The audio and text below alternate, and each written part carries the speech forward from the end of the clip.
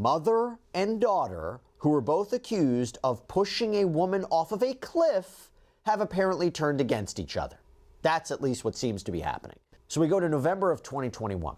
Beth, who is a mother to a teenage son, went missing from the Hartselle, Alabama area. Her ex-husband posted on Facebook at the time, "I actually hate to put this out here on social media. Her son hasn't heard from his mom since September 6th on his birthday, and he's really worried about her because she always at least calls him on the holidays. So he thought about doing a missing person report." Now, that missing persons report was officially filed just after Christmas in 2021. Officials were able to determine where Beth had been living using her phone records.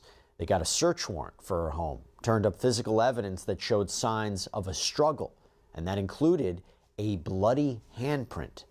But there was no Beth. Well, based on statements from witnesses and later details from the suspects, police believe she died around October 18th or 19th, 2021.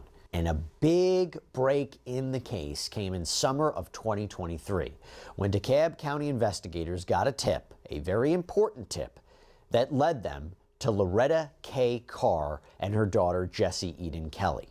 Investigators had identified the women as potentially being involved earlier in the investigation, but their suspicions were confirmed thanks to this tip. Investigators confirmed that the blood was in fact Beth's, and that's because she had previously submitted her DNA as part of an old rape kit.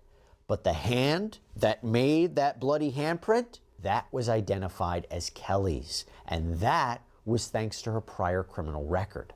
Carr and Kelly, they were brought in for questioning, they were arrested, and they were charged with capital murder.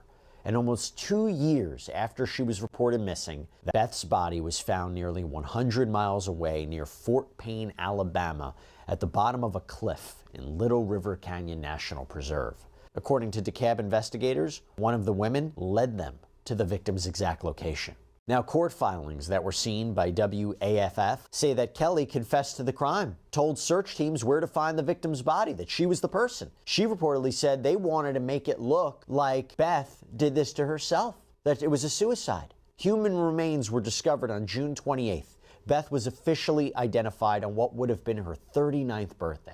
The mother and daughter duo, they showed up at Beth's trailer in October of 2021, fought with her. It's believed that Carr hit the victim multiple times over the head with a pistol, and the pair allegedly took Beth to Carr's house, forced her to shower to get blood off of her, and then took her to Little River Canyon.